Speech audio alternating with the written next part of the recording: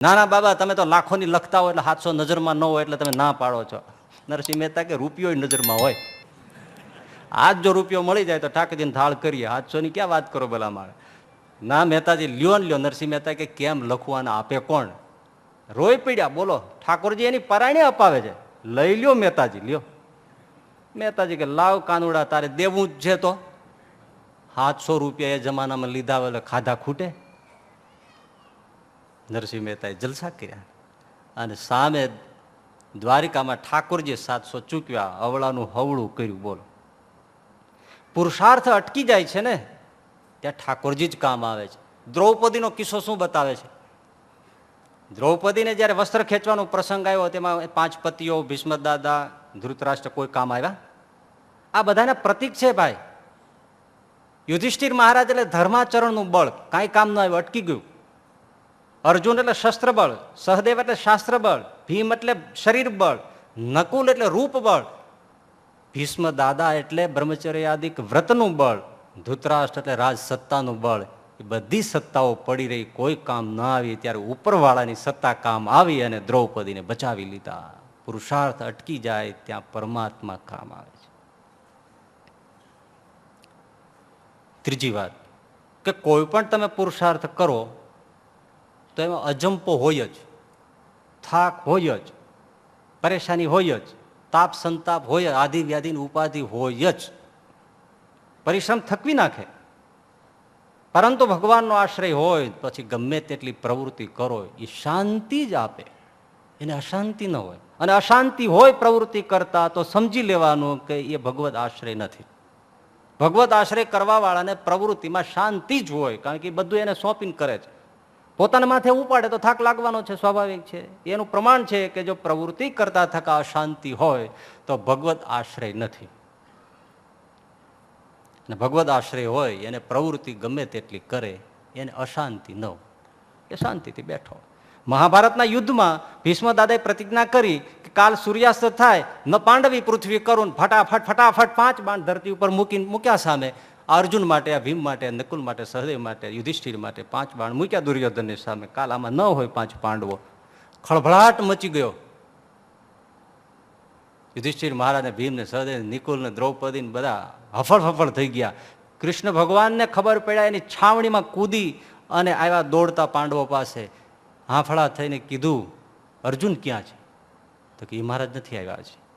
અર્જુનની છાવણીમાં ગયા તો અર્જુન ઘસઘસાટ સૂતો હતો. અર્જુન ઘસઘસાટ સૂતા હતા.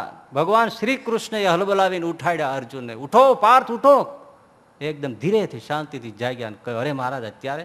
અરે તને ખબર નથી, ભીષ્મ દાદાએ પ્રતિજ્ઞા કરી કાલ સૂર્યાસ્ત થાય ત્યારે ન પાંડવી પૃથ્વી કરવાના. ભીષ્મ દાદાએ શપથ લીધા છે, ખબર નથી? છાપું નથી આવ્યું? હા મહારાજ, મને ખબર છે કે પ્રતિજ્ઞા કરી છે. તો તને ઊંઘ કેમ આવે છે? તમે જાગો છો એટલે. તમે જાગો છો એટલે હું નિરાંતે સૂતો છું. ગમે તેટલી પ્રવૃત્તિ હોય પણ આશ્રય વાળાને પરમ શાંતિ હોય. વડોદરાના રામચંદ્ર વૈદ સૂતા છે, એના ઘરના પણ સૂઈ ગયા છે. રાત ભાંગી ગઈ છે, પણ એના રસોડા બધા કમ્બાઈન્ડ હોય ને જૂના જમાનાના, પેલા છાજ ને પેલી નળિયા ખપાટિયા લાકડાના મકાન હોય. રસોડામાં બળતણ રાખી મૂક્યું હોય, એ બધું ધીમે ધીમે સળગ્યું. હવે એ લાગે એટલે પવનથી લાગે તો બધું સળગે. અને આ સળગે ને એટલે એ ગામડાના મકાનનું એવું છે, સળગતું ઉપર પડે આપણી માથે, પછી તમને નીકળવા ન દે. રામચંદ્ર વૈદ એમના ઘરના અને બધા નોકર ચાકર આરામથી સૂતા છે, પણ ભગવાન સ્વામિનારાયણને ઊંઘ ન આવી, જાગી ગયા. ભગવાનના આશ્રયથી શું મળે? દોડતા શ્રીજી મહારાજ આવ્યા છે, નોકરડાની જગાડી. તો પણ નોકર તો નોકર પડખું ભરીને સૂઈ ગઈ. અમૃતબાઈને જગાડ્યા, જાગો. અરે મહારાજ તમે અડધી રાતે? અરે તારા ઘરમાં આગ લાગી છે, જાગે નહીં તો શું કરે? તમે નગરોળની જેમ સૂતા છો. મહારાજ એકદમ અદ્રશ્ય થઈ ગયા. રામચંદ્ર વૈદને જગાડ્યા, જાગો જાગો, મહારાજે કહ્યું છે આગ લાગી છે. ક્યાં લાગી છે? બંને ખોળવા માંડ્યા તો રસોડામાં આગ લાગી હતી. પાણી લાવીને એકદમ ઠારી નાખ્યું. પ્રાર્થના કરી મહારાજને, કરે અમારો કાળ આવ્યો તો મહારાજ, પણ તમે અમને બચાવી લીધા. ભક્ત સૂઈ જાય અને ભગવાન જાગે. ચોથો ફાયદો આશ્રયનો કે આ લોકમાં જોઈએ એ બધું જ આપે, યોગક્ષેમ વહામ્યહમ, અને અંતે પોતે પોતાનું ધામ આપે.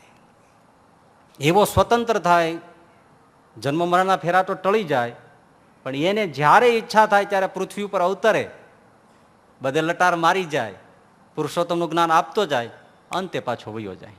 આવી સ્વતંત્રતા જેને ભગવદ આશ્રયથી મળે એ લાભ કેવો!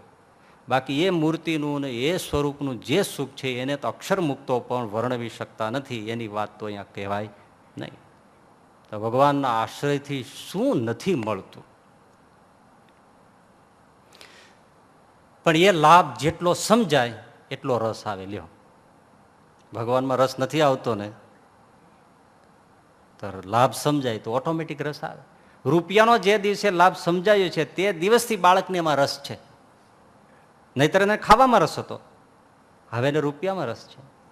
એમ ભગવાનમાં જે લાભ છે એ જેટલો સમજાય, જોજો, જેટલો સમજાય એટલો રસ આવે, જેટલો લાભ સમજાય એટલો રસ આવે.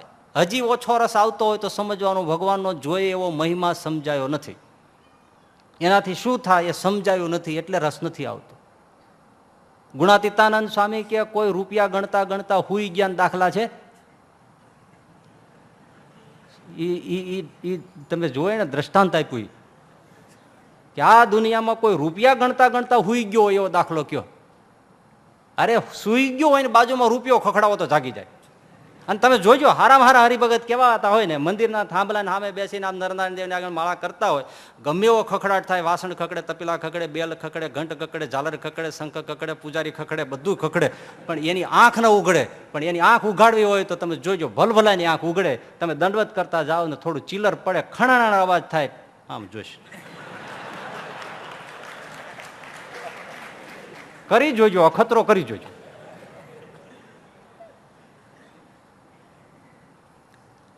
રસ છે એમાં. ઘણી વાર તો હરિભગતને ધ્યાન ન હોય ને પૈસા પડી જાય તો સાધુ કે એ તમારા પડી ગયા.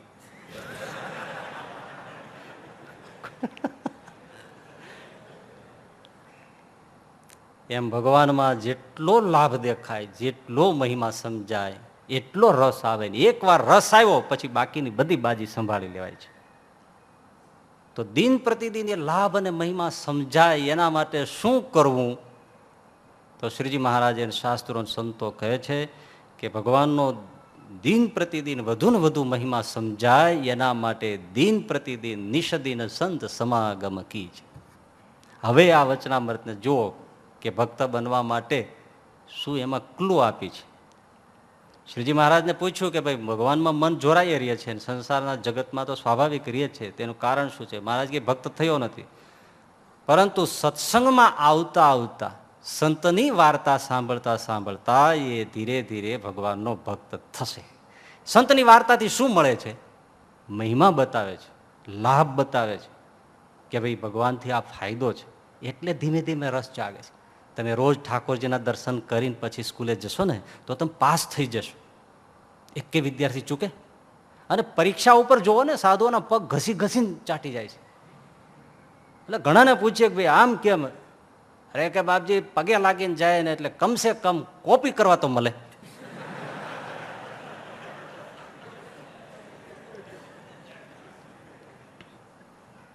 અમસ્થા કોઈ ના આવતા હોય પણ તે દિવસે ગોતી ગોતીને દંડવત કરતા હોય છોકરા. ગમે ત્યાં ખૂણામાં ગરી ગયા હોય ને તોય ત્યાં આવીને દંડવત કરે. ખરું કે નહીં? મંદિરોમાં ભીડ ઉભરાતી હોય છે, પછી ઠાકોરજીની જગ્યાએ આમ હનુમાનજી પાસે બેસીને હનુમાન ચાલીસા કરતા હોય. બોલો, લાભ દેખાય છે. ભગવાનમાં લાભ દેખાય તો ભગવાનમાં ચોંટી જાય, રસ આવી જાય. પણ ભાઈ સાધન તો બતાવી દીધું કે સત્સંગમાં આવે છે એટલે ધીરે ધીરે ભગવાનનો એ ભક્ત થશે, લાભ દેખાડશે, ભક્ત થશે, રસ આવશે, ચોંટી જશે. વચનામૃત અહીંયા પૂરું થઈ જવું જોઈતું હતું. વાત પૂરી થઈ ગઈ ને? શ્રીજી મહારાજે બતાવી જ દીધું હતું કે ભાઈ સત્સંગમાં આવે છે તો વાર્તા સાંભળતા સાંભળતા ભગવાનનો ભક્ત થશે. ભક્ત થાય તો પછી એનું મન તો બીજે કંઈ જતું નથી. છતાં પણ બ્રહ્માનંદ સ્વામી ફરીથી પૂછ્યું, હવે સમજજો, નહીતર વચનામૃત પૂરું થઈ જવું જોઈએ. સત્સંગથી થઈ જાય છે બધું.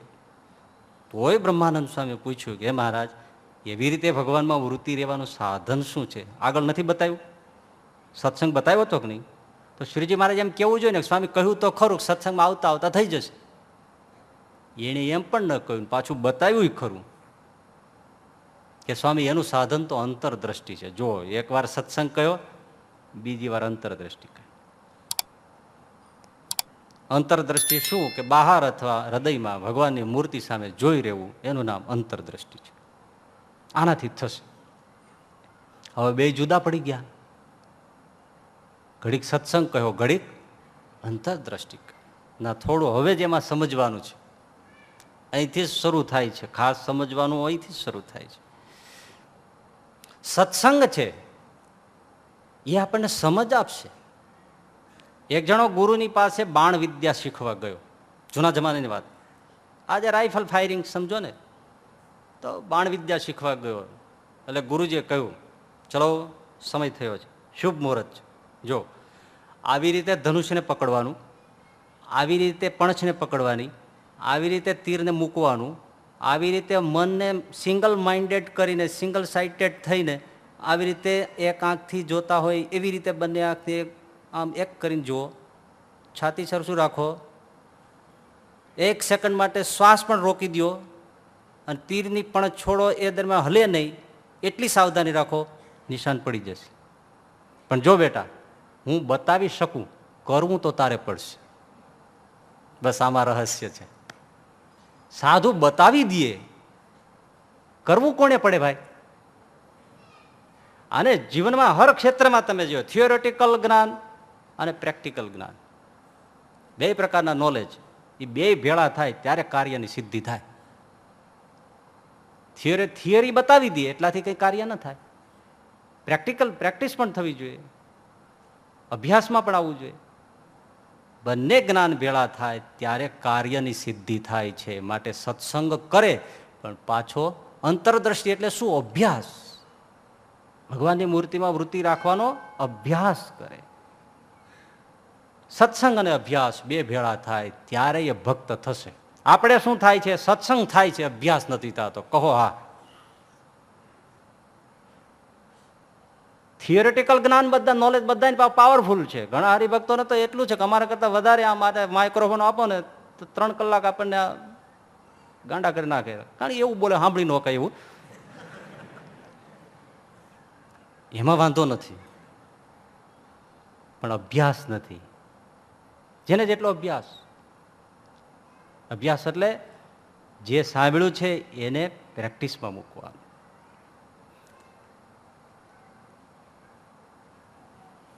બે પ્રકારના ટેસ્ટ છે, નેચરલ ટેસ્ટ અને એક્વાયર્ડ ટેસ્ટ.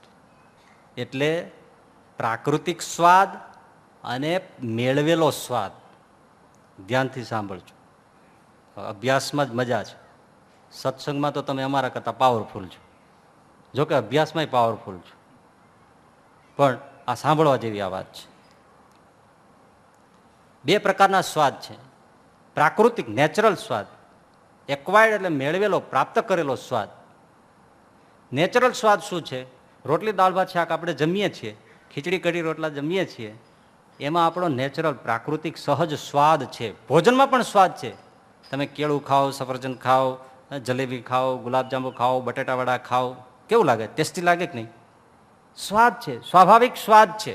આને નેચરલ ટેસ્ટ કહેવાય, પ્રાકૃતિક સ્વાદ કહેવાય, સહજ સ્વાદ કહેવાય. બીજો છે એ પ્રાપ્ત કરેલો એક્વાયર્ડ ટેસ્ટ. બીડી, તમાકુ, સિગરેટ, દારૂ, અફીણ, આ તમે બધા જુઓ, એમાં કોઈ સ્વાદ છે? તમાકુના પાંદડામાં કોઈ સ્વાદ છે? તમે જુઓ, ચાવી બતાવો કોઈ સ્વાદ હોય તો. નાગરવેલનું કોરું પાન ખાશો તો સ્વાદ છે. તમાકુના પાંદડામાં કયો સ્વાદ છે? કોઈ ગધેડું ખાતો નથી. તો ઘણા લોકો એમ કે છે ગધેડો હોય એ જ ન ખાય. તમાકુના પાનમાં કોઈ સ્વાદ છે? એને અંદર કોઈ સ્વાદ છે? બીડીમાં કોઈ સ્વાદ છે? સિગરેટમાં કોઈ સ્વાદ છે? અફીણ તો ગળું બાળે એવું છે, કડવું છે, કાળું છે. દારૂ પણ દાહ કરે છે, બળતરા કરે છે. કોઈ સ્વાદ છે એમાં? લેમન જ્યુસ કે તમે ઓરેન્જ જ્યુસ પીવો તો સ્વાદ છે, પણ દારૂમાં કયો સ્વાદ છે ભાઈ? બોલો, આમાં પીધો હોય.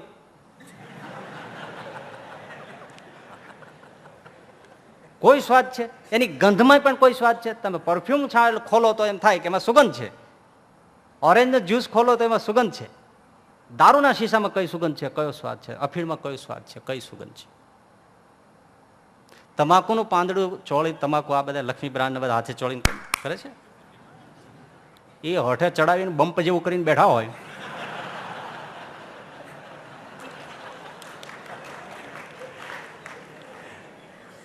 આપણા ઉપર થૂક ઉડાડતો જતો હોય. બોકડો ગંધાતો હોય ને એવા ગંધાતા હોય. બોકડો રીતસરો, એમાં કોઈ સ્વાદ નથી, કોઈ ગંધ નથી, કોઈ ટેસ્ટ નથી. પીનારાને પૂછો સ્વાદ છે કે નહીં. હતો નહીં, ક્યાંથી આવ્યો? છે નહીં, કબૂલ. પી પીને સ્વાદ લીધો, પી પીને ઉભો કર્યો. ભાઈ, તમાકુના પાંદડામાં કોઈ સ્વાદ નથી. પી પીને ખાઈ ખાઈને ચૂહી ચૂહીને એમાંથી સ્વાદ ઉભો કર્યો, અને એવો ઉભો કર્યો કે અફીણ આપો તો વેચીને, એટલે સાકર આપો તો વેચીને અફીણ લે. એક દિવસ બીડીનો બંધાણી ભૂખ્યો રહે, પણ એ પૈસાથી બીડી લે ત્યારે એને ટેસ્ટ પડે, પછી એનો ખોખારો ખાય. અને બીડી ન હોય ને એ પછી નહાયો થઈને ખેતરમાં હળવ ઉપર કે કળિયા ઉપર આમ ટેકો દઈને બેઠો હોય, એને કોક નીકળે અડધો ગાઉથી દોડ્યો, એ બીડી લાવજો, બીડી લાવજો. તો મારી પાસે નથી. તો કે હુડ કઢાવો, ક્યાંથી અહીંયા હેલાવો કોરા? એટલે પણ અમે પીતા નથી, હું કેમ ભેળી લેતા આવીએ? આપણા ઉપર ખીજાય, બોલો. અને એને બીડી આપો, રોટલો આપો તો નાખી દો. આ સ્વાદ હતો નહીં, ક્યાંથી આવ્યો? ઊભો કર્યો. એક્વાયર્ડ ટેસ્ટ છે આ. હકીકતમાં નેચરલ ટેસ્ટ માતાના દૂધ સિવાય બીજું કોઈ નથી. કોઈ બાળક માતાના દૂધનો ક્યારેય ઇનકાર કરતું નથી. પછી એ બાળક જાપાનીઝ હોય, ઓસ્ટ્રેલિયન હોય, ચાઇનીઝ હોય, અમેરિકન હોય, યુરોપિયન હોય, બ્રિટિશ હોય, ગમે તે હોય, માતાના દૂધનો કોઈ થૂથું કરીને કાઢી નાખવાનો દાખલો નથી. સ્વાભાવિક સ્વાદ છે. બાકી એને પછી રોટલી દાળ ભાત શાક ખાતું કરવું, લોઢણ ચણા ચાવવા જેવા છે ને, ખબર છે ને, થૂથું કરીને કાઢી નાખે. આ બેટા મમ્મ કહેવાય, ગવાયનું ભલે બધું થૂકીને બધું ભરી મૂકે. ભલે પાછા બેટા ખવાય, જો હું ખાઉં છું ને આને મમ કહેવાય, મમ કહેવાય, ગવાય, આ તો ગવાય. અને પછી જે ભાઈ મમ ખાય છે, આટલા ને આટલા લાડવા, એને એનો સ્વાદ નહોતો આવતો. આપણે ખવડાવીને રોટલી દાળ ભાત શાક ભજીયા પૂરી પાણી પૂરી પકોડી ભેળ ઢોસો કેવો કઠણ હોય, બોલો. ડોબાના દાંત છોલાઈ જાય હોય તો ચાયમાં બોળે, ભલાણામાં બોળે, પણ વેરી ટેસ્ટી. કઈ સ્વાદ નહોતો, ખાઈ ખાઈને ઊભો કર્યો. વાહે પડીને નો સાંભળજો, વાહે પડીને ખાવાનો અભ્યાસ કરીને આ માંસમાં કયો સ્વાદ છે, બોલો. આ માછલીની ગાડી નીકળે છે ને તો આપણે અડધો કલાક સુધી તો આમ થઈ જાય છે, અને છતાં એને ખાનારા ટેસ્ટી ખાય છે. ખાઈને સ્વાદ લીધો, ખાઈને સ્વાદ ઉભો કર્યો, પાછળ પડીને સ્વાદ ઉભો કર્યો. દરેક પ્રકારના સ્વાદ માણસ અભ્યાસ કરીને મેળવે છે, દરેક પ્રકારના. આ સંસારના 5 વિષયોના સ્વાદ પણ માણસે પાછળ પડીને જ ઉભા કર્યા છે. નહીતર વિષયોનો અર્થ શું છે? વિષમ યાંતિ વિષયા. વિષયો ઝેર છે, કડવા છે. તાપ સંતાપ આધિ વ્યાધિ ઉપાધિ, 4 ફેરા ફરે એટલો જલસો. પછી કેટલા તાપ સંતાપ કેટલા છે, હે? વિષયોમાં ઝેર છે, પણ એને ભોગવીને એની પાછળ પડીને એટલા ચસ્કા લગાડ્યા છે કે હવે ચસ્કો છૂટતો નથી. જેમ પેલા વ્યસનોનો ચસ્કો પીને ઊભો કર્યો, એમાં સંસારના વિષયોનો સ્વાદ પણ કડવો જ છે, પણ ભોગવીને સ્વાદ ઊભો કર્યો છે કે હવે એ વગર ચાલતું નથી. એટલા માટે જે વિષયો ઝેર છે, જે વ્યસનો બેસ્વાદુ છે, એની પાછળ પડે તો પણ એનો ચસ્કો લાગે છે, તો ઠાકોરજીની પાછળ પડે તો એનો ચસ્કો કેમ ન લાગે? અભ્યાસ કરે તો. અને એનાથી પણ મજાની વાત ભાઈ, કે વિષયોમાં પોતાનામાં કોઈ ઇટસેલ્ફ કોઈ સ્વાદ નથી. વિષયોમાં એમાં જે સ્વાદ આવે છે એ ઇન્દ્રિયોના સેન્સેશનથી આવે છે, ઓર્ગન્સના સેન્સેશનથી જ આવે છે, સંવેદનાથી જ આવે છે. જીભમાં સેન્સેશન હોય તો તમને સ્વાદ નો તમને સુખ આવે. બાકી ગમે એટલું સ્વાદુ ભોજન હોય, કોઈ અનુભવ થાય તો કયો. જઠરમાં સેન્સેશન હોય તો જ ભોજન સારું લાગે. ગમે તેટલું સ્વાદુ હોય, એની અંદર કોઈ સ્વાદ નથી. સ્વાદ ક્યાં છે? ઇન્દ્રિયોના સેન્સેશનમાં જ. ઇન્દ્રિયોનું સેન્સેશન ટળી જાય તો સામે ગમે તે ઉત્તમોત્તમ વિષય હોય તો પણ નકામો થઈ જાય. બીમાર પડે, જઠરનું જીભનું સેન્સેશન સંવેદના જતી રહી, હવે એને આપો જમવાનું, ચાલો સરસ મજાની જે ખાતો તો એવી જ વાનગીઓ આપો, લાત મારીને ફગાવી દે છે ને. બહુ આગ્રહ કરો તો ઉલટા ચીડી જાય છે ને. તો શું ચોટી પીડા, મારે નથી કહું, શું કામ મંડે, શું કરવાનું? હા કેમ ભાઈ? ઇન્દ્રિયોમાં સેન્સેશન નથી. દૂધ પાકનો કટોરો તમે પહેલો પીવો તો સેન્સેશન થાય છે એટલે સ્વાદુ લાગે છે, પણ 10મો કટોરો દેવા જાઓ તો એનો એ સામો થાય છે, સેન્સેશન ખતમ થઈ ગયું. વિષયોમાં સુખ નથી, ઇન્દ્રિયોના સેન્સેશનથી સુખ છે. સેન્સેશન જતું રહે, માંદો પડી જાય તો રોટલો ચાવતો હોય તો નથી સાહિત્યકારો કહેતા ગોદડું ચાવતો એવું લાગે. ખીચડી ખાતો હોય, દાળ ભાત ખાતો હોય તો ડોબાને ખાણ દીધો એવું લાગે, સ્વાદ નહીં આવે. ભગવાન એવા નથી. એ રસો વૈ સહર છે, પોતે જ રસની ખાણ છે, એમાં જ સ્વાદ છે.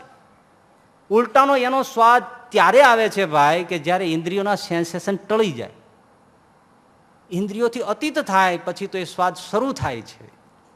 ભગવાનમાં પોતામાં સ્વાદ ભર્યો છે તો એની પાછળ પડે તો પછી કેમ ડૂબે નહીં? અને એકવાર ડૂબી જાય પછી એને ક્યાંય બીજે રસ રહેતો. કેવું મજાનું વચનામૃત છે, પણ અભ્યાસ કરીને પાછળ પડે ભગવાનની પાછળ. ભગવાનની પાછળ પડવું એટલે બસ મારી જોરીને કીર્તન કરે, મારી જોરીને માળા કરાય, મારી જોરીને નામ જપ કરે, મારી જોરીને ધૂન કરે, એ ભગવાનની પાછળ પીડ્યો કહેવાય. એવો કેટલાનો આગ્રહ હોય, મારી જોરીને ભગવાનની પાછળ પડે. હા, જમવામાં કોઈ આગ્રહ કરે તો ગમે, ભજનનો આગ્રહ કોઈ કરે તો ન ગમે. પાછળ પડે, મારી જોરીને આ બધું કથા કીર્તન ધૂન જપ માળા દંડવત પ્રદક્ષિણા કરે, પડે પાછળ ભગવાનની, સ્વાદ આવે. પણ ભાઈ અહીંયા તકલીફ છે. ઘણાને એમ થાય કે કરવું તો છે, માળા કરવી છે, પૂજા કરવી છે, દંડવત કરવા છે, મારી જોરી નહીં કરવી છે, પણ થાય છે એવું કંટાળો આવે છે. હા, શું આવે છે? કંટાળો આવે છે, એટલે નથી થતું. બસ, જો કંટાળો ન આવે તો નથી કરવું એવું નથી. કંટાળો ન આવે તો કરવું જ છે ને. કંટાળો આવે છે, ભલભલાને કંટાળો આવે છે ભાઈ, કંટાળો આવે છે. સાચી વાત એ છે કે કોઈ પણ નવી વસ્તુ શરૂ કરો એટલે પ્રારંભમાં કંટાળો હોય જ. લખી રાખો. કોઈ પણ ક્ષેત્રમાં પ્રગતિ પ્રારંભે કરવી હોય તો પ્રારંભમાં કંટાળો હોય જ. આપણે નાના હતા અને એકડો શીખવા બેઠા હતા ત્યારે કેવો કંટાળો આવતો હતો. સાહેબે કીધેલું કે એકડો ઘૂંટી ઘૂંટીને આટલો જાડો કરો, પણ આપણે એવા ઓટીવાળા હતા, આડું પેન રાખીને આમ કરી દેતા. સાહેબ આવે ત્યાં તો ગઈ ગયો, લ્યો સાહેબ થઈ ગયો. હા, એને આવડે કોઈ દી એકડા? 10માં આવે ને તોય ન આવડે. સાહેબને ખબર ન પડે 10માં કેમ આવી ગયો. મ્યુનિસિપલ સ્કૂલ ભણાવતું જ ન હોય કોઈ, આડા વતરણા રાખીને એકડા ઘૂંટ્યા હોય. પણ સાહેબ બાજુમાં ઊભો હોય અને આમ ઘૂંટાવતો હોય, ઘૂંટો, એવો કંટાળો આવે. સાહેબ જમ જેવો લાગે. ભગવાનને પ્રાર્થના કરતો હોય આનું વહેલું મોત આવે. અને એ રડતો હોય, આંખમાંથી આંસુ પડતા હોય, ઘૂંટેલા એકડા ઉપર પડતા હોય, સ્લેટ પલળતી હોય, હે, પણ છતાં એ કંટાળામાં ઘૂંટ્યા જ કર્યા, એકડા ઘૂંટ્યા જ કર્યા. તો આજે કેવા હિસાબ કિતાબ આવડે છે, કેવા આવડે છે. આપણા તો ઘર વખરીના હિસાબ કિતાબ કરી નાખીએ, પણ પાડોશીના કરી નાખીએ. કેવા હિસાબ આવડે છે. આ અંગ્રેજી જેનું કાચું રહી ગયું હોય ને, આપણે ગુજરાતીઓનું લગભગ કાચું હોય. એના ઘણા કારણો છે, એના ઉપર કાંઈ આપણે અત્યારે કહેવું નથી. કાચું હોય ને પછી એને જરૂર પડે કે હવે જો હું ઇંગ્લિશ નહીં બરાબર કરું ને તો મારો હવે કોઈ ચાન્સ નથી, નોકરી ધંધામાં કાંઈ આગળ જવું નથી, એ કંઈ થશે નહીં. પછી લાગે, પણ ભાઈ કંટાળો આવે. કારણ કે કાંઈ સમજાય જ નહીં, ગમ પડે નહીં, વર્બ સમજાય નહીં, એડવર્બ સમજાય નહીં, નાઉન સમજાય નહીં, પ્રોનાઉન સમજાય નહીં, એક્ટિવ પેસિવ સમજાય નહીં, ડાયરેક્ટ ઇનડાયરેક્ટ સમજાય નહીં, ક્લોઝ સમજાય નહીં, કોઝલ ફોર્મ સમજાય નહીં, કાંઈ સમજાય નહીં, ટેન્સીસ સમજાય નહીં, સ્ટ્રક્ચર સમજાય નહીં. શું કરે? માથા પછાડે. પરંતુ એ કંટાળાને નહીં ગણીને જે મંડ્યો રહે છે એ ઇંગ્લિશની અંદર નિષ્ણાત થઈ ગયા છે. કંટાળો આવે પેલા. અરે સંગીત શીખવા બેસે જે મોટા મોટા સંગીતકારો થયા છે એના જીવન વાંચો. ગુરુજી ઓળખી જાય કે આ પ્રતિભા છે. 2-4 વર્ષ સુધી તો સંગીતની સરગમનો પેલો સાજ ઘૂંટાવે, રાત ને દી ઘૂંટો, આટલું જ કરી રાખવા. કેવો કંટાળો તમે વિચાર કરો, એકડો ઘૂંટવો હેલો, જયારે જુઓ ત્યારે રાત ને દી ચા નહીં, એમાં તો રસ આવે. પછીના 3-4 વર્ષ સુધી ખાલી સાસા રે રે રે રે ગગ સાસા રે રે સાસા રે રે સાસા રે રે રે સાસા રે રે સાસા રે રે સાસા રે રે સાસા રે રે રે રે સાસા રે રે સાસા રે રે ગગ રે રે ગગ રે રે ગગ રે રે ગગ. ગાંડા થઈ ગયા હોય એમ કરતા હોય, લકવા થયો હોય ને એમ હોય. અને કંટાળો જોરદાર આવે. નહીતર ગળું હોય ને સંગીતમાં રૂચિ હોય ને તરત એને એમ થાય 2-3 ગીતો શીખી લઈએ ને મળીએ ગાવા. પણ એ બધા સસ્તા કલાકાર થાય, ખભે ખેસ નાખીને ફોટા પડાવીને કેસેટ બાદ પાડી નાખે. એનું બજારમાં કે ડાળીઓ ન ઉપજે. અને આવી રીતે વર્ષો સુધી સરગમ ઘૂંટી ઘૂંટીને પછી ગુરુજી એકાદો રાગ બેસાડાવે અને પછી એના ઉપર માસ્ટરી આવે. ત્યારે ઓમકારનાથ ઠાકુર થાય, ત્યારે જસરાજ પંડિત થાય, ત્યારે ભીમસેન જોશી થાય, ત્યારે બડે ગુલામ અલી ખાન સાહેબ થાય, ત્યારે મન્નાડે થાય, ત્યારે મોહમ્મદ રફી થાય, ત્યારે થાય. હે એ વગર ના થાય. કંટાળો તો આવે પણ કંટાળાને પાર કરે. આ અનુપ જલોટા છે, એનો જીવનનો પ્રસંગ વાંચ્યો ને હું તો ગાંડો થઈ ગયો. એના બાપુજી પુરુષોત્તમ જલોટા, અનુપ જલોટા 5 વર્ષનો હતો, રૂમમાં પૂરીને બારણું બંધ કરીને હાર્મોનિયમ ઉપર બેસાડી, ઘૂંટો સા, શું સા, અવાજની હાર મેચ કરો સા. અને એવો બહાર લાકડી લઈને બેહે એના બાપુજી, 5 વર્ષનું છોકરું. વિચાર કરો કે એને કંટાળો કેટલો. ડુસકા સંભળાય, આંખમાં પાણી આલ્યા જાય, અવાજ બંધ થાય નહીં, અવાજ સંભળાવવો જોઈએ બહાર. જે ધીમો પડે એટલે લાકડી લઈને આવે, માર પડે માર. નથી ગમતું, નથી ન ગમતું તો मेरे घर क्यों पैदा हुआ, दूसरे का घर जाना था ना, मैं तो संगीतकार हूं, यहाँ यही करना पड़ेगा, ये नहीं करना था तो दूसरे के पेट जाना था, यहाँ क्यों आया, करो जा. વર્ષો સુધી સા સા સા સા રે રે રે રે ગા ગા ગા ગા કરી કરીને હવે હાથ મૂકે ત્યાં ફોરા છૂટે છે. હે ચદરિયા જીની રે જીની જીની જીની જીની જીની જીની કે રામ નામ રસ ભીની ચદરિયા જીની રે જીની. અરે હું આમાં જ આવા કરતો પણ મારું ગળું બધું વયો ગયો. ઠાકોરજી કીધું તારે કાંઈ નથી કરવું. મેં કીધું કાંઈ નહીં, તમે રાખો. અને ઓછું કરવામાં પછી મજા છે. પછી આવનો બસ હવે આટલું ધીમે ધીમે બંધ કરી એટલે નિરાશ. આ દુનિયામાં કાંઈ કરવા જેવું જ નથી, શાંતિ બેહવા જેવું જ છે. એમ આપણને ખબર પડી ગઈ છે કાંઈ કરવા જેવું જ નથી. તો ત્યારે એને હવે ફોરા છૂટે છે ને. શરીરમાં જેની પ્રાધાન્યતા હોય તો શરીરને કેળવવું પડે, કેળવવા વગર કશું ન થાય. મનની પ્રાધાન્યતા હોય એ કર્મમાં મનને કેળવવું પડે. શરીર અને મન બંનેનું પ્રાધાન્ય હોય તો બંનેને કેળવવા પડે. કેળવવો એટલે એ ક્રિયા સહજ થાય, અને સહજ થાય એટલે કંટાળો વયો જાય. સમજાય છે? સહજ થાય એટલે કંટાળો જતો રહે. પણ પહેલા કેળવવું પડે. બેસવાનું કેળવણી નથી ને, તો મનને કેળવો. અને કેળવવાથી શું ન થાય. હવે વિદેશ હતા તો એક મેગેઝિન હાથમાં આવ્યું, તાજુબ થઈ ગયો અમેરિકામાં. એમાં શું હતું, તાજો બનેલો પ્રસંગ છે, પ્રિન્ટ થયેલો મેગેઝિનમાં. તો નાયગ્રા ફોલ્સ નામ તો સાંભળ્યું છે, ઘણા જોયો પણ હશે, આમાં તો ઘણા આવે છે. કેટલો પટ સ્વામી, કેટલો ખોખુંબર ઊંડો, ભયંકર નાયગ્રા ફોલ્સ પડે, પ્રપાત પાણીનો કેટલા મીટરથી ગર્જના કરતો હોય. મોટી મોટી સ્ટીમરો આમથી આવે, પાસે જવા પ્રયાસ કરે તો અમુક અંતર પછી આમ સ્ટીમરોને ધકેલી દે, બચે કોઈ એમાં? તો એ નાયગ્રા ફોલ્સના 2 છેડે લોખંડનું મજબૂત દોરડું બાંધીને એક જણો એક સિંગલ દોરડા ઉપર ચાલવાનો પ્રયોગ કરતો હતો. આ પારથી પેલે પાર નીકળી ગયો. સાહેબ એને કેટલું કેળવું છે, બરાબર છે ને? એમાં રે હાજો. અરે એનાથી તાજુબી ઈ છે, એ પ્રસંગને જોઈને ઈ એકલો નહોતો ચાલતો. શું માણસોને પાગલ પણ થાય છે. ગધેડું બાંધ્યું હતું પીઠ ઉપર ભાઈ, ગધેડું. ગધેડાને આંખે પાટા બાંધી, કારણ એને ચક્કર ચડે પડે તો મેં બધું નિરીક્ષણ કર્યું. તો ગધેડાને આંખે પાટા બાંધી દીધેલા અને ગધેડાને મોઢું અહીંયા નાખેલું, એના ટાંટિયા, આખું ગધેડું પીઠ ઉપર બાંધેલું અને ગધેડા સહિત એ માણસ નાયગ્રા ફોલ્સને આ પારથી પોલે પાર કરતો હતો. તાલિયા બજાવો કે કેળવણી કેટલી કરી છે. હા, હજી એનાથી એક વાત કહું, કેળવવાથી શું થાય છે. વાહે પડવું પડે, વાહે પડવું પડે. રઘુવીરજી મહારાજ પાસે બાપ દીકરો આવ્યા, બેયના હાથમાં બંદૂક. રઘુજી મહારાજ કે સત્સંગી? હા બાપજી સત્સંગી છે, ગભરાશો નહીં. જોકે ત્યારે કઈ ગભરાવા જેવું હતું જ નહીં. હજારે વળી આવે કોઈ આવું લઈને તો વળી થાય.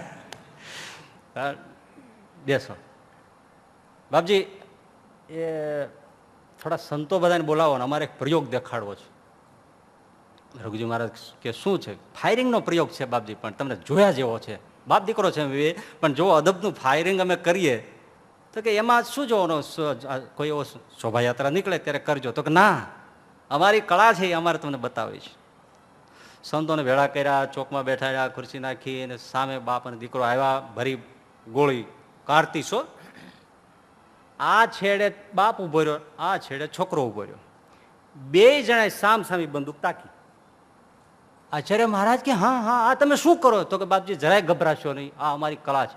અમે બે જણા બંદૂક ફોડીશું અને બેયની કાર્ટીસ વચ્ચે ભેળી થઈને ટક દઈને પડી જાય. તમે વિચાર કરો કે એને શું કર્યું છે ને ક્યારે ઈશારો કરતા હશે. એક સેકન્ડ વેલો મોડો થાય તો બાપ નો હોય દીકરો નો હોય, બેય ન હોય તો એ એટલામાં ક્યારે એકાગ્ર સાધતા હશે ને ક્યારે શ્વાસ રોકી દેતા હશે, ક્યારે એને દેખાયું હશે ને એક સાથે સેજે વેલી મોડી થઈ સાંભળીને રૂવાડા બેઠા થઈ જાય છે. બધા સાધુ આમ તૈયાર થઈ ગયા, માળા હજડ બમ. એ કે આનું હરખું થઈ જાય સ્વામિનારાયણ ભગવાન હારું, બાકી અહીંયા લાશ પડશે થાય ને. પણ માળા એ બે સામે રહ્યા ને ક્યારે શું ઈશારો કરે અને ટ્રિગર દબાઈને તરીંગ કાટી ટક દે હેઠે. આચાર્ય મારા દોડીને બાપ દીકરાને ભેટી પડ્યા કે વાહ વાહ વાહ, તમે તો મૂર્તિ સાધવાનો મને કિમિયો બતાવ્યો કે આવી સાધના કરે. કેળવવાથી શું થાય? બધું થાય. હવે આ ભગવાનની મૂર્તિની પાછળ પડવું ને એમાં ધ્યાન રાખવું ને એમાં કઈ આવો મોતનું જોખમ નથી. કોઈ મરી ગયો ભગત ધ્યાન કરતા કરતા? એટલે હવે તો એવું કે છે હાર્ટ એટેક આવતા હોય તો ધ્યાન કરો તો તમારે ડિપ્રેશન, હાર્ટના રોગ રિડ્યુસ થઈ જાય. મેડિટેશન લખી આપે પ્રિસ્ક્રિપ્શનમાં, અમેરિકન ડોક્ટરો પણ લખે છે. પહેલું નોટ એ અમારે દવા પછી લખે મેડિટેશન, ડુ મેડિટેશન. મેડિટેશન કરો. મરી ગયા દાખલા નથી. અરે આ બીડી સિગરેટના ઠૂંઠા પીએ છે એમાં શરૂઆતમાં કેવો કંટાળો હોય, તમે ટેસ્ટ માર્યો છે? આજે ઘેરે જોઈ જોજો. એ જયારે બીડીની પહેલી સટ મારે ને નાકમાં ને આંખમાંથી કાનમાંથી ધુમાડા નીકળી જાય અને ઉધરસ ચડી જાય ને પાણીની દારોડા થઈ જાય. ડુમકા નીકળે. હા, તમે કાં ખોખા રાખો મારી હારે. ધુમાડા નીકળી જાય પેલી સટ મારે ને. હા તો એ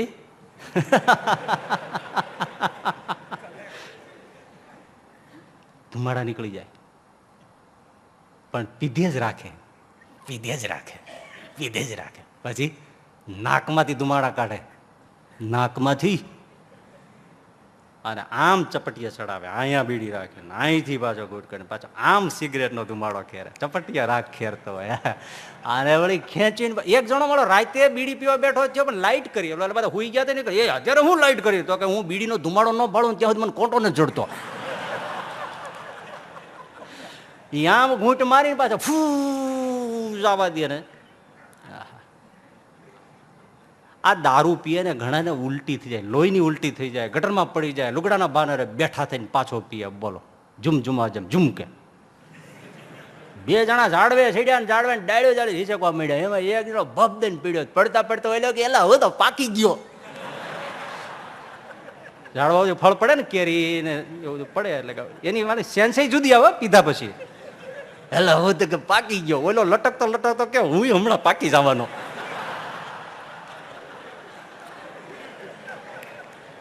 એક જણો આગ્રાના તાજમહેલ સામે બેઠેલો, તેમાં કોઈ નીકળ્યો, એ ભૈયા ઇધર આવો, એ ઇધર આવો ના, कहा नहीं इधर आओ, बैठो आया. अच्छा तुम ताजमहल को हिला सकते हो? नहीं हिला नहीं सकते. ताजमहल को हिला नहीं सकते ना. कैसे हिल सकता ताजमहल? कैसे हिल सका? कैसे हिल सकता? नहीं हिला सकते ना. मेरे पास बैठो और एक पियो, एक पैग पियो और ताजमहल को हिलता हुआ देखो. કેવા આમામ થતા હોય, પગ ઢળડાઈ જતા હોય, અળગોટિયા ખાતા હોય તો મરદના છોડિયા પાછા પડે છે? ભગવાનનું ધ્યાન ભજન કીર્તન કરવામાં આમાં કોઈ નમે ભક્ત પ્રણશ્યતિ, વિનાશ નથી, રોગ નથી, દર્દ નથી, નુકસાન નથી, ખોટ નથી. હે પાછળ પડે પછી ફોરા છૂટે. આ રાજકોટ પાસે ગુંદાસરાના મૂળજી ભગત થયા, ખેડૂતના જીવ, ખેતી કરે, કેવા પાછળ પડે ભાઈ. હે હાથી હાંકતા હાંકતા કીર્તન, હળ હાંકતા હાંકતા કીર્તન. પેલો ખેતીમાં હલરું હાંકે ને ઘઉં બાજરાનું દાણા કાઢવા માટેનું, તો જાણે ઠાકોરજી વચમાં દિવ્ય રૂપે ઊભા છે ને હું પ્રદક્ષિણા કરું છું એમ પ્રદક્ષિણા કરી રાખે, મજન કરી રાખે. એને ખેતી નડે? કેવો આકરો અભ્યાસ ભાઈ. ક્યારા પાણીના વાવવાના બનાવે, એક સરખા બનાવે, એકવાર નાકું વાળી પાછળ ઊભા રહીએ, વંદુના કેટલા પદ બોલી અને પાણી પહોંચી જાય છે એ જોઈ લેવાનું. પછી એટલા પદ નાકું વાળીને બેસીને બોલ નાખવાના, નાકું વાળી લેવાનું, હળી જ નહીં કાઢવાની. આખો દિવસ બસ આ કીર્તનો ના કરી રાખે. હે એવો કઠોર નિયમ એમણે તો લીધેલો. પછી વધતા વધતા વધતા જમવા બેસવાનું, મૂર્તિ ધારીને એક એક કોળીએ ભગવાનને મૂર્તિને સંભાળીને જમવાનું. મૂર્તિ ભૂલાઈ જાય, સુરતા તૂટી જાય એટલે ચડું કરી લેવાની, પછી જમવાનું જ નહીં. આજ બપોરેથી કાલ બપોર. હવે કેટલો અભ્યાસ પાછળ પડ્યા છે. ત્યારે પછી એકવાર મરચી નીંદતા હતા, નાના છોડવા હતા, મરચી નીંદતા હતા અને કીર્તન બોલતા હતા. વાલા રમજમ કરતા કાન મારે ઘેરે આવો રે. ત્યાં શ્રીજી મહારાજ આવ્યા. એ ભગત જય સ્વામી. અરે મહારાજ તમે આવ્યા, તમે કીર્તન ગાવો છો પ્રેમથી, તું આવ્યો. ધૂળનું ઢેફું શ્રીજી મહારાજ ભાળીને એના માથે બેઠા. આ કાલ સવારની વાત, રાજકોટ પાસે ગુંદાસરા ગામ, ગુરુકુળનો સત્સંગ. જોગી સ્વામીનો ગુરુ માનંદ સ્વામી એમની કંઠી પહેરેલી, જોગી સ્વામી શાસ્ત્રી મહારાજની વાતો સાંભળી પુરાણી સ્વામીની, અને આ સત્સંગના જોર એ બ્રહ્મસત્રો બધું સાંભળી એકાંતિક કેવા પાક્યા. હે મહારાજ હું અહીં તમારી શું પૂજા કરું? મહારાજ કે બસ દર્શનીય પૂજા. પણ ભગતે પછી મરચીના કુણા કુણા પાન ડૂટકા અને પેલા ફૂલવાળા હોય ને એ ડીટા તોડી તોડીને મહારાજને બે બાજુ લટકાવી અને એને તોરા કર્યા. મહારાજનું દર્શન કર્યું, કીર્તન સંભળાવ્યું, મહારાજ અદૃશ્ય થઈ ગયા. પછી ખેતી તો છોકરાઓને સોંપી નિવૃત્ત થયા. 4 વાગ્યે પૂજામાં બેસી જાય, રાતના 10 વાગ્યા સુધી અખંડ માળા કરે. થોડું પછી ભોજન પાન કરીને સૂઈ જાય, પાછા સવારે 4 વાગે બેસી જાય. વર્ષો કર્યા આવું. એટલે સંતો અને ભક્તો એને પૂછે, ભગત આ બેઠા બેઠા અખંડ માળાના આ બધું કંટાળો નથી આવતો? ભગતે જવાબ આપ્યો કે સ્વામી કંટાળાની ક્યાં વાત કરો છો, ઊભું થવાનું મન થતું નથી. રસો વૈસ અભ્યાસ કરે તો આ થાય છે. હજી એક મજાની વાત, ચર્ચિલનું નામ સાંભળ્યું હશે તમે. તો ચર્ચિલ એને ગણિત જરાય ન ફાવે, જરાય ગણિત ફાવે નહીં. પણ તમને ખબર છે કે આજના સુધીના ઇતિહાસમાં બ્રિટનના ટોપ ફાઇનાન્સ મિનિસ્ટરમાં કોઈ જો પહેલું નામ હોય તો ચર્ચિલનું છે, જેને ગણિત નહોતું ફાવતું. એટલો કંટાળો ચડે, આવડે જ નહીં. શિક્ષક એને કે તું ડબ્બો છે, એક દાખલો આવડે નહીં. બહુ દુઃખી થાય પોતે. અને એકવાર એમણે જોયું કે 4-5 એના ક્લાસરૂમના છોકરાઓ એક વૃક્ષની નીચે બેસીને ગણિતના દાખલા ગણતા હતા. પણ તન્મય થઈને એવા ગણતા હતા, એવા ગણતા હતા. ચર્ચિલ ત્યાં ગયો ને તો એ લોકોને ભાન નથી કે અહીંયા કોઈ આવ્યું છે. અને ચર્ચિલને વિચાર થયો કે ઓહો આટલા ખંત ઉત્સાહથી તો મેં ક્યારેય ગણિત ગણ્યું જ નથી. હું જો આટલા ખંતથી ઉત્સાહથી ગણું તો મને કેમ ગણિત ન આવડે? અને બીજું, હું એકલા એકલા મથું તો ક્યાંથી આવડે? ક્યાંથી રસ આવે? સમૂહમાં કેમ ન ભળવું? ખંત ઉત્સાહ વધાર્યો અને મિત્રોની સાથે ગણિત ગણવા બેઠા. બધા જ ક્લાસના વિદ્યાર્થીઓને પાછળ રાખ્યા, માણસ આગળ નીકળી ગયો અને ગણિતમાં એવો એકા થયા કે ટોપ ફાઇનાન્સ મિનિસ્ટર ચર્ચિલ જેવો કોઈ થયો નહીં. એમાં ભજનમાં અને બધે કંટાળો આવે, પણ એક ઉત્સાહ વધારવો પડે. અને બીજું, એકલા એકલા ન થાય, ઘણાને મોટે ભાગે ન થાય, તો સમૂહમાં તમે આમાંથી કહો ને, ઘરે જઈને કેટલા માળા કરતા હશે? મંદિરેથી સંકેલીને વયા જાય, મંદિરે આવે છે સારું છે, મંદિર પૂરું કરીને ઘરે ગયા પછી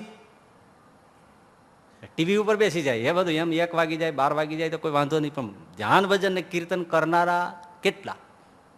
એકલા ન થાય ને. તમે જોયું, ભૂવો કોઈ દિવસ એકલો ધૂણ્યો? એના ઘરમાં ધૂણી નાખી.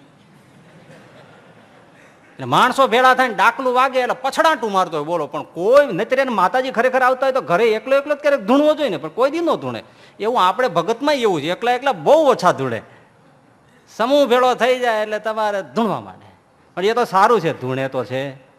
એટલે સમૂહ ગોતો, પણ કેવો સમૂહ કે જે ભજન કરે ને કરાવે એવો સમૂહ. નહીતર તો પછી ભજન ન થાય, ઉલટાનું ભેળા તો થાય જ છે ને બધા, પણ હવે કાંઈનું કાંઈ ઉપાડીને બેઠા હોય. એટલે સમૂહ ગોતવો અને ખંત ઉત્સાહ વધારવો, ઉપરાંત જે ભજન કરતા હોઈએ એમાં થોડો થોડો ચેન્જ લાવવો. રસ પેદા કંટાળો દૂર કરવાના બધા કિમિયા છે. થોડો થોડો ચેન્જ. તમે જપ કરતા હોય તો એમાં થોડો ચેન્જ લાવો, કીર્તન કરતા હોય તો ચેન્જ લાવો. આપણે બધું ઢાળ એક ઘરેડમાં હાલતું હોય છે ને, પછી એમાં તમે કહો કોઈ સુધારો કરવા માંગતું નથી ને, એમાં કઈ બહુ કહેવાય નહીં. પણ ગણાય કે કથામાં કોઈને રસ નથી આવતો, પણ ચરિત્ર કયો છો તો જરા રસ જરે એમ કયો ને. અને તમે સાંભળવા વાળા એવે રસ નિષ્પન્ન થાય એવી રીતે એવાને ગોતો ને. સીધે સીધો ક્યાંથી રસ આવશે ભાઈ? બુઠ્ઠા અસ્ત્રમાં ધાર કેવા આવશે? આપણે કઈ બદલવા માંગતા નથી. થોડો ચેન્જ કરે.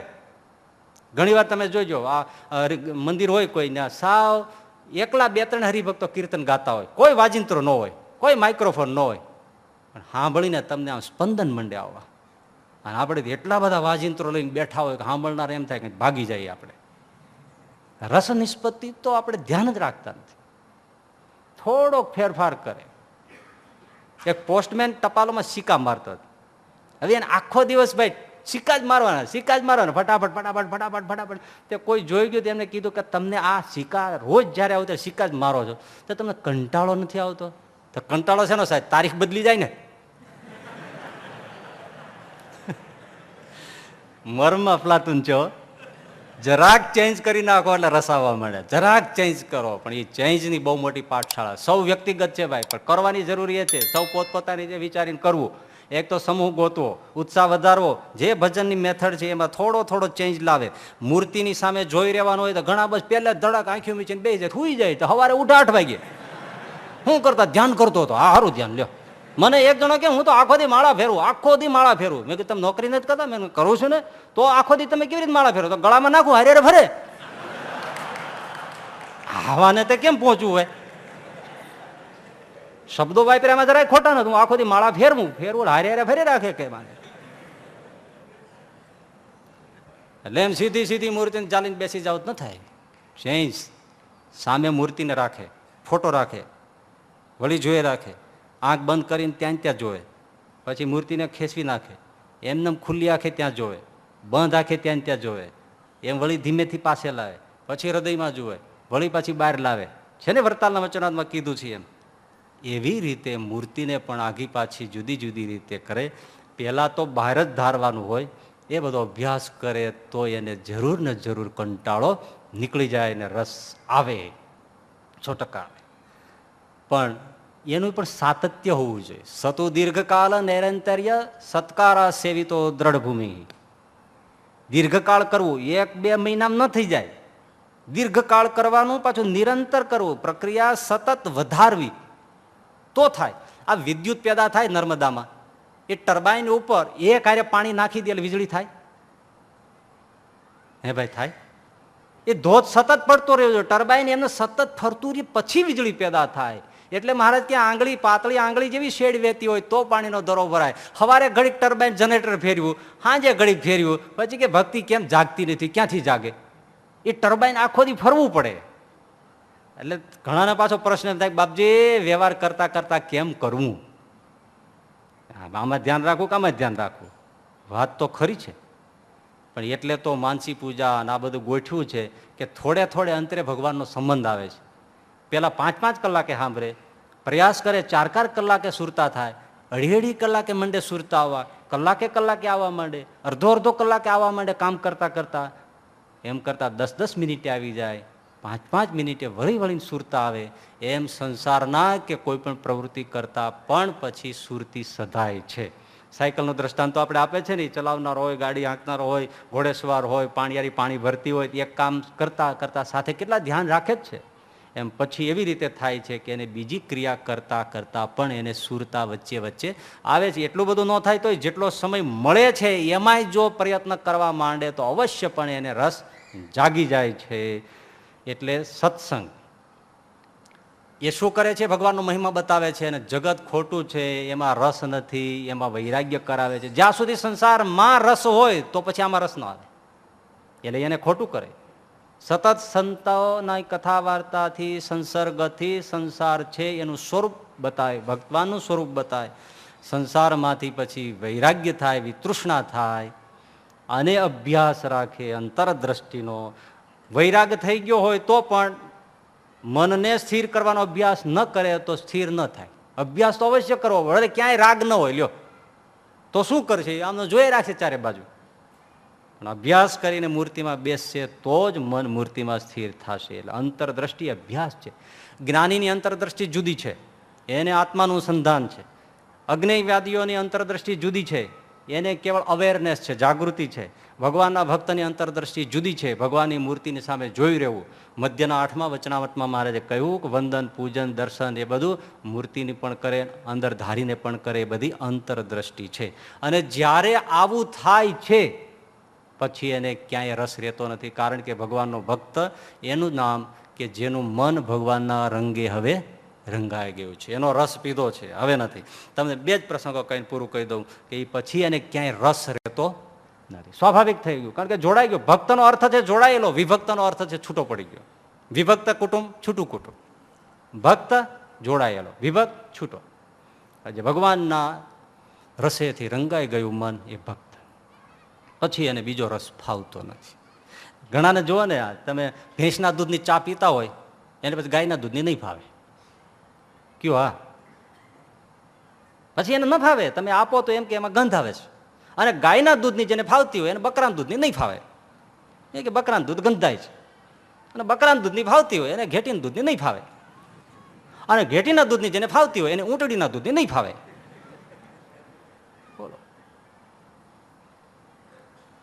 પછી એને ભગવાનનો રસ આવ્યો, એને બીજા રસ. વાલાએ રસના ચાખણહાર છાસતે નવ. મને તે દી દાંત કેટલા આવ્યા ઘનશ્યામ ગોટો વળી ગયો. અમે આ બોલ્યા ને એક જગ્યાએ, મેં કીધું વાલાએ રસના ચાખણહાર છાસ ને પિયરે લો. એ કરી ભગત મને કે હાવ સાચી વાત છે, હું એટલે જ હું માનસી પૂજામાં છાસ નથી મહારાજને ધરાવતો. લે, મેં કીધું કાં તો કીધું ને મારા છાસ નથી પીતા. ક્યાંનું ક્યાં ચોંટાડ્યું. આવા પાછા વચનામૃત ઉપર વાતું કરો, એ સર્વોપરીની પાછા. હવે હું સમજાવતા છે, આટલી ખબર નથી પડતી કે આમાં શું કહેવા માગે છે. વાલાએ રસના ચાખણહાર છાસ એટલે મૂર્તિનો જેને સ્વાદ આવ્યો, એને સંસારના વિષયો રૂપી ખાટી છાસ એ ભક્ત પીતો નથી. ત્યાં મહારાજની હારે લગાડ્યું કે મહારાજ છાસ નથી પીતા, એટલે માનસી પૂજામાં ન ધરાવાય, થાળમાં છાસ ન ધરાવાય. આપણે એટલે નિર્વિકલ્પ ઉત્તમતી બોલીએ છીએ ને, માંસ ન ખાવા તો મદ્યકુ. તો અમે એક સાધુ દવામાં મધ લેતા હતા, તે ગરીબ જોઈ ગયા. એ કે આ શું કરો છો? કા મધારે દવા લો, નિર્વિકલ્પમાં નથી આવતું માંસ ન ખાવું મધકું. અને મધ ન ખવાય આપણે, એલા એ મધ નહીં, મદ્ય, દારૂ. મદ્યનું મધ કર્યું. એમાં છે ને હિંસાનગર જનકી પરિચય માંસ મદ્ય પીવત નહીં પડે, વિધવા કુ સ્પર્શત નહીં આવે ને. હિંસાનકરની જંતકી પરત્રીય સંકો ત્યાગ, માંસ ન ખાવ મદ્ય કુ પીવત નહીં બળ ભાગ, વિધવા કુ સ્પર્શત નહીં. એ શું બોલે ખબર? વિધવા કુ કોઈ પ્રશ્ન નહીં. હિંસા ન કરે જન કે પરતે સંગ માસ ન કાજ કોઈ પીવત નહીં પડવા વિધવા કોઈ પ્રશ્ન નહીં. પોઢણિયા બોલે પોઢણિયા ગોટા વળી જાવ એવા. સ્વામિનારાયણ દેવ્ય મોર દે સંતન કે વિશે એમ જ છે ને. એ હરિભગત બોલતા હતા સાંભળ્યા કાને. સ્વામિનારાયણ દીવા મૂકે ને તલક ઘસે વશરામ. સ્વામિનારાયણ દીવા કરે ને ચંદન ઘસે વશરામ. ભોડે પર સકળ મળે વંદન વળે ચંદન વશરામ ઘસે ચંદન. સ્વામિનારાયણ દીવા મૂકે બારીએ બારીએ. આવા પોઢણિયા શું વાત કરો છો.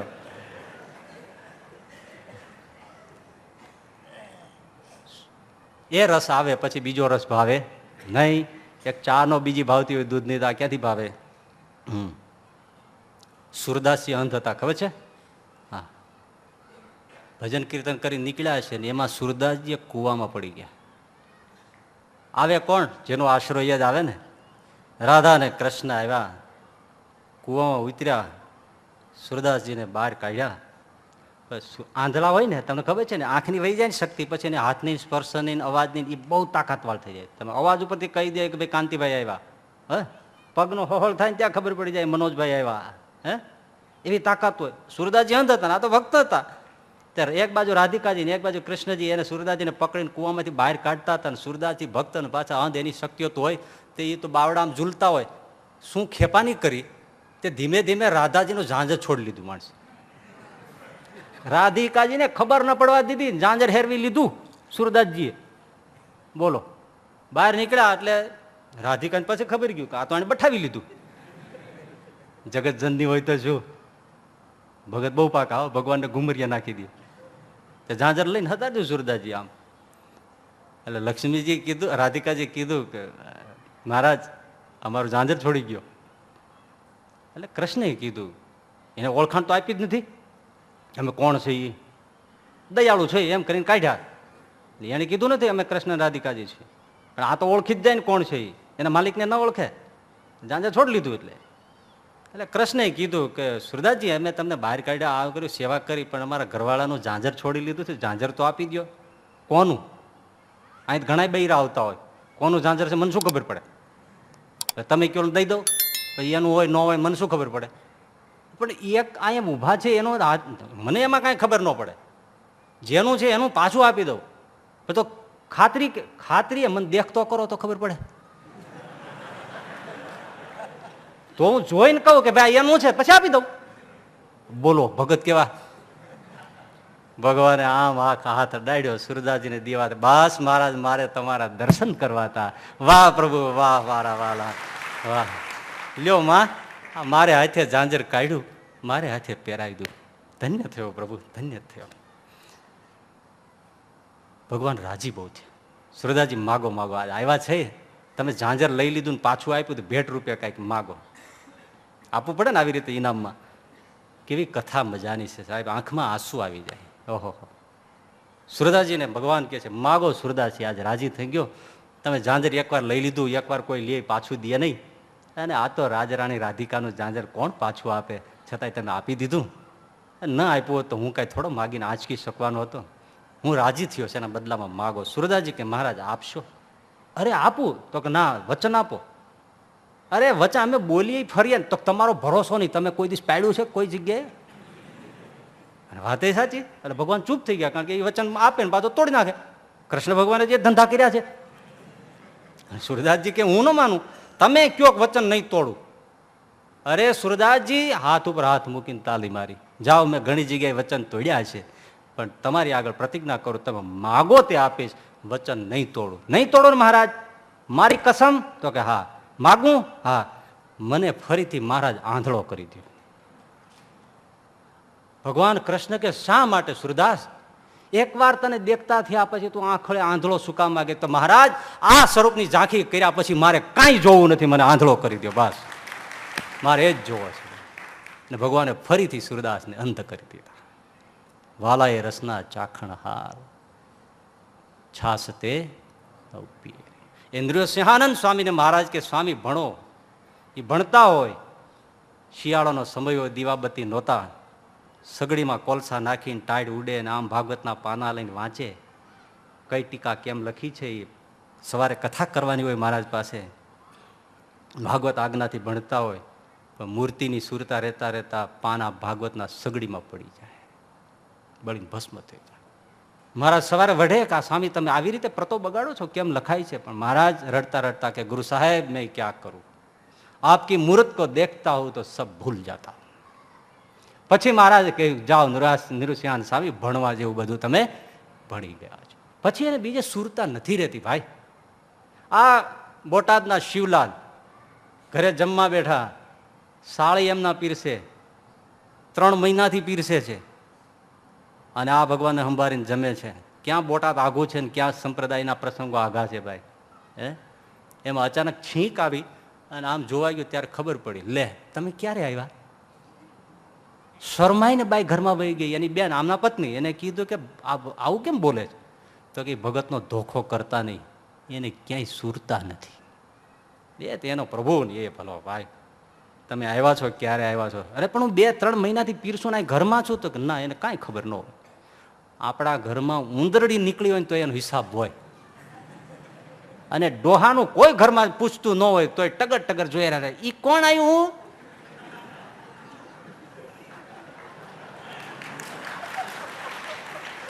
શેઠ બહાર નીકળી જાય ત્યાં સુધી એનું વલવલાટ ચાલુ જ હોય. આવે ને જાય, આવે ને જાય, કાળો કકડા સા મૂકે, મસમી મૂકે, આ મૂકે, અમને કઈ પૂછે પણ તું મરીને સાનું મનો ટણપા, તને કોઈ પૂછતું નથી તો સારું કહેવાય ને. આને કોઈ સુરતા નથી. આ ઘરમાં આ ગ્રહસ્થોમાં 2 પ્રકારના ભાભા હોય છે. એક ભાભા એવા હોય, કેટલા દીકરા? મહેરબાની 4, 5, 6 ભગવાનની છે, 4 દીકરા. કેમ છે? હે ભગવાનની દયા છે, 4 છોકરાએ કામ સંભાળી લીધા છે, આપણે કઈ પૂછવા જેવું રાખ્યું નથી. એની મેળે બધું કરે, આપણે હવાનું ભજન કરીએ, આપણે એને કહી દીધું તમારો તમે વ્યવહાર સંભાળો, આપણે કોઈ જાતની માથાકૂટ નહીં, આપણે કઈ પૂછવા પણ રાખ્યું જ નથી. સુખી છે, માળા કરે. બીજા ડોહા કેવા હોય ખબર? કેટલા દીકરા? 4 દીકરા. કેમ છે? કોઈ પૂછતું નથી.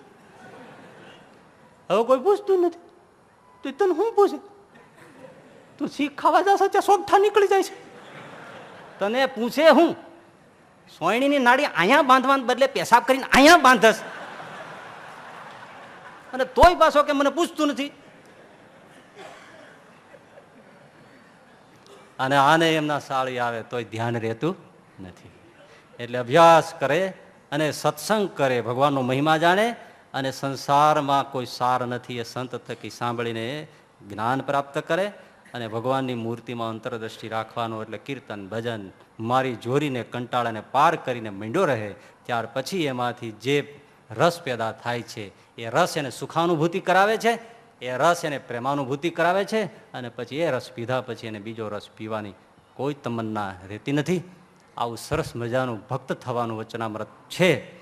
શ્રીહરિ મને તમને સૌને એવી સૂઝ બોળ અને શક્તિ આપે એવી પ્રાર્થના સાથે વિરમું છું. સહજાનંદ સ્વામી મહારાજ.